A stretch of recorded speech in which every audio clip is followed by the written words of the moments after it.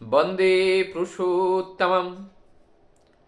आनंद के सूत्र हमारे जीवन में किस तरह परिपालन करें जिससे हम अपने संतान संतति को परम पिता के उस राह पर ले चलने के लिए सहज हो। इसका जो आनंद का सूत्र है, उस आनंद के सूत्र को हम प्रत्येक व्यक्ति के जीवन में ये बातें आना चाहिए। जीवन को अगर हम 4 पार्टों में इसको डिवाइड करें और मानव जीवन के जो 100 वर्ष हैं, 25-25 वर्ष का एक एक जीवन काल को अगर हम माने तो पहला जो 25 वर्ष होती हैं वो हमारी जिससे ब्रह्मचार्य जीवन होता है। और इस जीवन के अंतर्गत क्या होते हैं, ये पहला पार्ट है जिसमें अध्यापना करके वास्तव ज्ञान विज्ञान के बारे में हम लोग जान पाते हैं। और जब सेकंड फेज में जब आते हैं, और सेकंड फेज जो होते हैं वो गारस्थ जीवन होते हैं, मतलब गृहस्थ जीवन। इसमें विवाह होती है, संतान संतति होती है। और ये गारस्थ जीवन के बाद जो थर्ड पार्ट होते हैं वो वानप्रस्थ आश्रम होते हैं। ये थर्ड पार्ट है। तो सेकंड और थर्ड के बीच का जो जंक्शन पॉइंट है कि जहाँ वानप्रस्थ शुरू होने से पहले, वहाँ पर बच्चों के प्रति नियामक बनाना, उन लोगों को नियामक बनाना, अनुशासन के बारे में अवगत कराना, प्रैक्टिकली अपने जीवन में अनुपालन करते हुए एक आचरण सिद्ध व्यक्तित्व को अपने संतान संतति के सामने प्रस्तुत करना, और जिसको देखकर हमारे अंगुली पकड़कर चलने वाले हमारे जो छोटे बच्चे हैं वो भी उसी पथ पर सहजता से चलते हैं। आज के समाज में अगर देखा जाए कि करेक्शन का जो जिम्मेदारी बाप माँ के प्रति ऊपर होता है, बाप माँ उस रिस्पॉन्सिबिलिटी को, अर्थात माता पिता उस रिस्पॉन्सिबिलिटी को सही से ये पालन नहीं कर पा रहे हैं।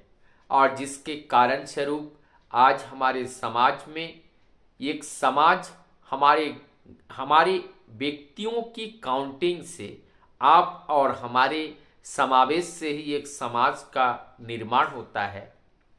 और आज अगर समाज की चारित्रिक, मानसिक चारों ओर से जो पतन दिखाई दे रहा है, इस पतन अगर हो रहा है तो इस पतन के लिए आप भी उतने रिस्पॉन्सिबिलिटी, आप भी उतने जिम्मेदार हैं जितना हम हैं। इसलिए ज़रूरत है हम अपने बच्चों को किस तरह का संस्कार उनको दे के जाएं। उनको बचपन से ही जो नीति नियम जो है उस चीज़ से उनको समझाना पड़ेगा।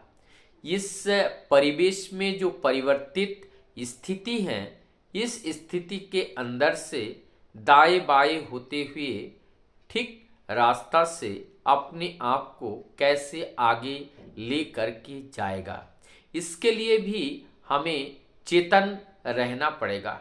अपने आप अगर हम खो जाएं तो निश्चित रूप से हम भी इस नदी के माझधार में, जैसे कोई नाव खो जाता है तो वो भंवर में फंसकर वहीं पर डूब जाता है, उसके ऊपर सवार सभी लोग नष्ट हो जाते हैं और नाव भी वहाँ पर डूब जाता है।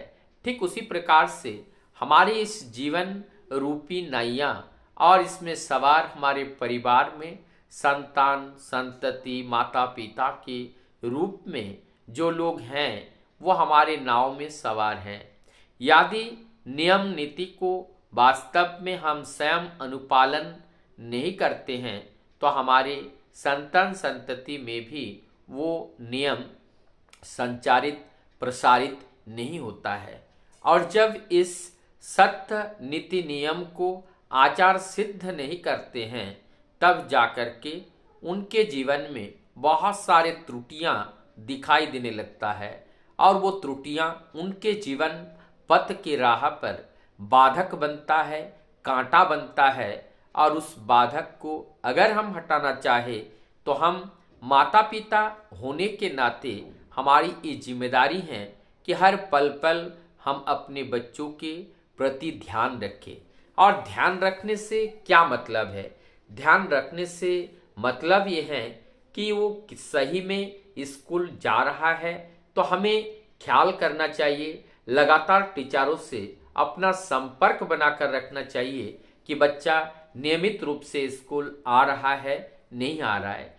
कोचिंग जा रहे हैं तो वहाँ पे भी संपर्क बना के रखना चाहिए कि नित्य नैमित तो ये कोचिंग यहाँ आ रहे हैं या नहीं आ रहे हैं। अर्थात जहाँ जहाँ उनकी गतिविधियाँ हैं, उस सेंटर के जो केंद्र हैं, जो सेंटर के जो व्यक्ति हैं, सेंटर के जो संचालक हैं, उनके संपर्क में हमें रहना पड़ेगा ताकि हम अपने बच्चे के गतिविधि के बारे में हमारी पूरा नॉलेज हो। किस समय छुट्टी हो रहा है, किस समय क्लास चल रहा है और वो इतना समय क्या कर रहा है, भोजन कर रहा है, नहीं कर रहा है, नहीं कर रहा है तो इनको भूख क्यों नहीं लग रहा है, इस भूख को पूरा करने के लिए और इन्होंने कौन सा रास्ता अपनाया, कोई ऐसा तो नहीं बाहर का कोई चीज़ ये ग्रहण कर रहा है। संगति के ऊपर भी ध्यान रखने की ज़रूरत है कि किस तरह के संगति के साथ यह अपना टाइम इम्पार्ट कर रहा है। इनके आचार आचरण में भी ध्यान रखना पड़ेगा कि कितने इनके जो दोस्त हैं, इनके मिलने वाले हैं, कितने इनसे संतुष्ट हैं, कितने इनसे नाखुश हैं, इनसे जो एक दूसरे के साथ किस तरह का संपर्क है।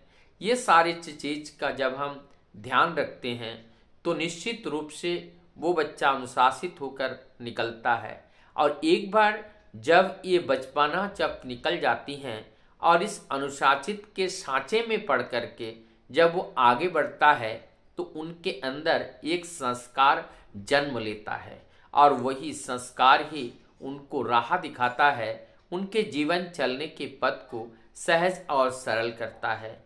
अगर हम जीवन चलने को पथ को भूल करके हम अपने शरीर सुख के लिए, अपने उपभोग के लिए केवल अपना समय और अपना सामर्थ्य सब कुछ अगर नष्ट कर देते हैं तो परम सत्य को हम जान नहीं पाते हैं, जीवन के परमानंद को उपभोग नहीं कर पाते हैं और ये परमानंद तक हम पहुंच ही नहीं पाते हैं। इसीलिए हमें इस भौतिक जगत से अपने आप को दूरिया बना के रखना पड़ेगा और सबसे पहले तो हमें भौतिक जगत को समझना पड़ेगा ये है क्या चीज़। जब तक हम भौतिक जगत को समझेंगे नहीं, भौतिक जगत में बहुत सारी चीज़ हैं जो लुभान बान है, जो हमें लुभा रहा है, निरंतर हमें लुभा रहा है। तो किस चीज़ में कितनी मात्रा में हमें प्रयोग करना चाहिए, इस मात्रा का ज्ञान या बोध हमें अगर है तो हम इसके अंदर रहते हुए भी हम अपने आप को नष्ट नहीं होने देंगे, ना हमारा नष्ट होगा। इस तरह से अनेकों घटनाओं पे सूक्ष्म अति सूक्ष्म बातों के ऊपर, सूक्ष्म अति सूक्ष्म कार्य के ऊपर हमें ध्यान केंद्रित करना होगा और ध्यान केंद्रित करके हम अपने बच्चों के साथ एक मित्र की भांति, एक उनकी आशावान, एक गार्जियंस की भांति और उनके पिता के समान या माता के दायित्व को निभाते हुए उनके साथ का जो संपर्क है वो मधुर रखना अत्यंत ज़रूरत है, जिससे हम भविष्य को आनंदमय बना सकते हैं। उनके बीच में और पिता पुत्र के बीच में जो संपर्क है, जो माता पिता और संतान के बीच में जो संपर्क है वो मधुमय होनी चाहिए। एक दूसरे के कष्ट को समझना चाहिए और एक दूसरे के राग और अनुराग दोनों को समझना चाहिए। हम लोग जब एक दूसरे के राग अनुराग दोनों को समझ जाते हैं तो हम लोगों के अंदर जो भ्रांतियां जो एक दूसरे को दूरियां बढ़ाती हैं वो भ्रांतियां समाप्त होती हैं, विश्वास जागरण होता है, विश्वास गहरा होता है और वही गहरा विश्वास से एक दूसरे के प्रति जो निष्ठा, भक्ति और श्रद्धा ये बढ़ जाता है।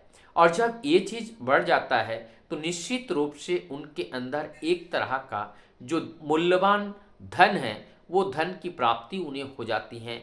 जो प्यार आज वो हमें कर रहा है उसी प्यार से, उसी प्यार को देकर वो प्रभु से करेगा। उसी प्यार को देकर वह अपने भाई बहन, अपने रिश्ते नाते, स्त्री पुत्र सबके साथ वो जो प्यार है उसका प्रयोग करेगा। कहीं ना कहीं एक ऐसा सेंटर होना चाहिए जहां ये प्यार जनरेट होता है। तो प्यार जनरेट करने के लिए, कराने के लिए माता पिता का बहुत बड़ा जिम्मेदारी अपने संतान के प्रति होते हैं।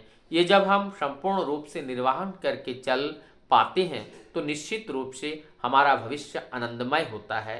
तो ये था कुछ सूत्रों, कुछ फार्मूला, जिस फार्मूला को हम अपने जीवन में प्रयोग करके हम अपने भविष्य को सुरक्षित अपने बच्चों के माध्यम से कर सकते हैं।